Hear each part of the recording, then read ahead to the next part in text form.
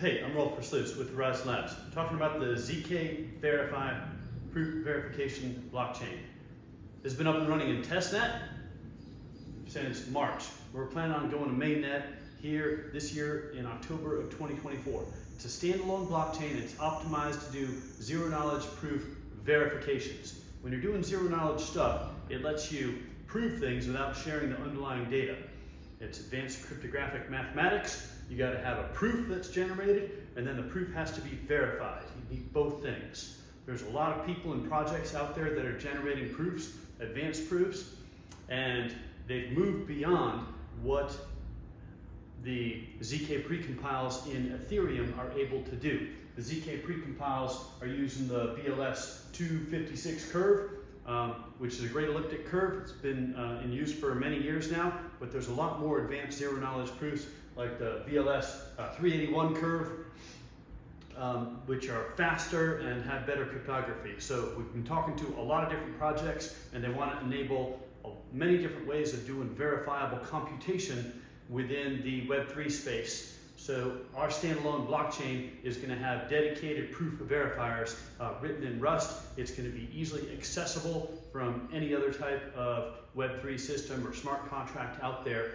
And the engineers at Horizen Labs are working as fast as possible to get this up and running. You can already send a FFlonk proof, which is used in the Polygon CDK. You can also send a Boojum proof version that's used in ZK Sync era. You can go to our website, zkVerify.io, and see the white paper.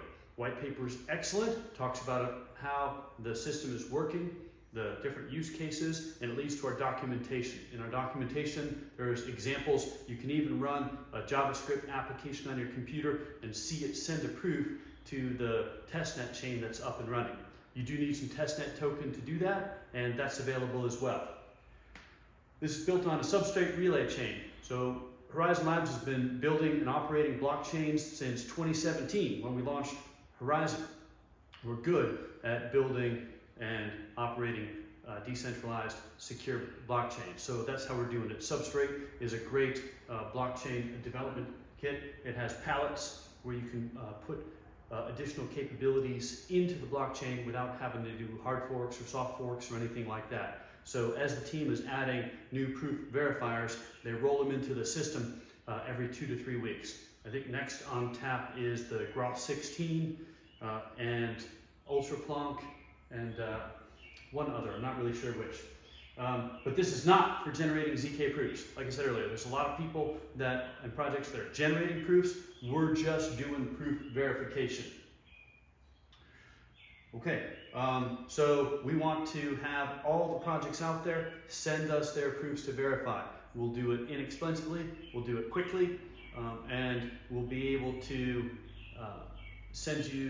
make those proof verifications available to you in many different ways. So let me show you exactly how this system works. Let's talk about how proofs get sent to the zkVerify blockchain and what happens afterward. This is the first part. So first of all, the proof gets sent to the proof submission interface.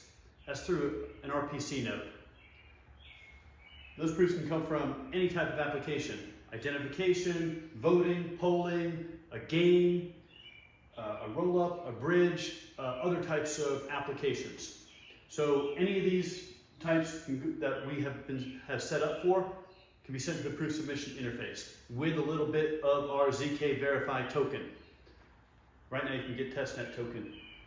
Then it gets sent to the native verifiers. These native verifiers are written in Rust. They're set up as palettes on the substrate blockchain, and they're very fast. And those verifiers are run on the validators because it doesn't take a lot of computing power. And so once 2 out of 3 of the validators decide that the proof is valid, it's verified, then it gets included in a block. So all this happens probably in about 6 seconds, and then in another 1 or 2 seconds it gets included in the block. So by about 8 seconds, that proof is verified and put into a block. I think the block time on the blockchain is every 6 seconds. So the proof and the proof verification is stored. So this can be referenced in the future.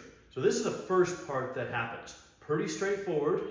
Once it's in the block, obviously you can see it in the block explorer. You can also query for the validity of the proof verification through the interface. So that's one way to access the system. After that, we do something that makes it even easier for decentralized apps on layer ones like Ethereum or Horizen's Eon to access the proof verification. Let's talk about what happens next. After we get a bunch of proofs that come in and they get verified and they put in the blocks on the blockchain, we have another mechanism that we can get them to Ethereum or other Ethereum virtual machines. So what we built is an attestation part. So this attestation part builds a zkVerify Merkle tree of up to 127 proof verifications. It can be whatever type. It goes to an attestation relayer, which you can think of it as a basic one-way bridge between the zkVerify blockchain and Ethereum. You can see I put in green, this stuff happens in the zkVerify system, and red happens on Ethereum. So zkVerify has a smart contract on Ethereum that accepts the proof verification Merkle tree attestation. Attestation, it basically says, look, we got these 127 proof verifications. We've identified each of them by a hash, and here's the reference to them. You can go check the proof and proof verification if you want, but we're telling you that the proof verification got done.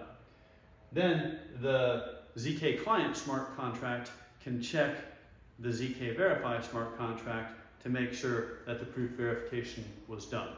This part is not always necessary, depending on the different types of applications, but it's a really good way to get the proof verifications into Ethereum and other Ethereum virtual machines. So this is the system that's built right now and running in testnet. So what are we going to do next? Well, I'll tell you. Now that we've got testnet up and running, we've got all the documentation, our website, we are in the go-to-market process. So part of that go-to-market process is we're reaching out to all sorts of different projects out there that don't know that you can do less expensive ZK proof verification.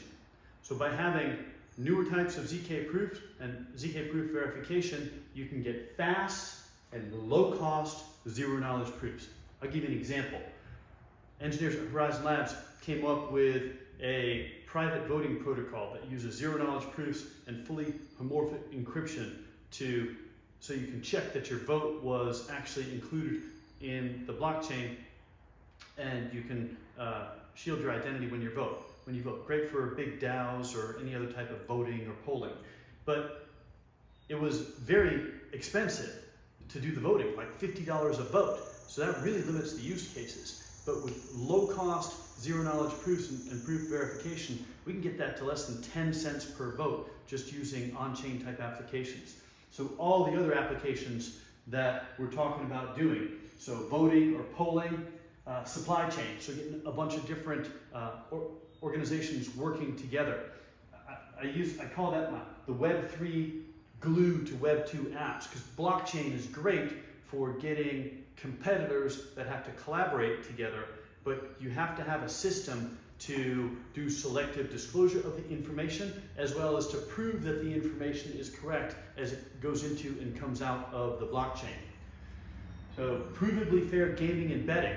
Remember earlier I said we can get that proof and proof verification down to less than 10 seconds? Well, you could do online multiplayer card games like blackjack or things like that, where the cards that are hidden can't be checked on the blockchain, and when they're revealed, you can use zero-knowledge proofs to prove that that was what the cards actually were. So provably fair online gaming, like multiplayer card games and stuff like that. So there's a bunch of different applications that are enabled. So we've got a really good marketing team that gets the word out. We have an awesome business development team. I lead the business development team, and I've been doing sales and business development since I worked for Cisco Systems back in 2000. So we've got a lot going on. We're going to conferences, and as part of the ecosystem, we're going to have a new DAO, a new foundation, a new token that'll be on our mainnet. So we're going to be able to have incentivized test nets, and then we'll also be able to incentivize projects to work with us and for projects to send their zero-knowledge proofs to our proof verification chain. So we're just getting going. There's a lot of excitement happening, and things are just building. So it's a great day today that we're going public on our zkVerify proof verification chain, and I look forward to working with many of you on this in the future. Thank you.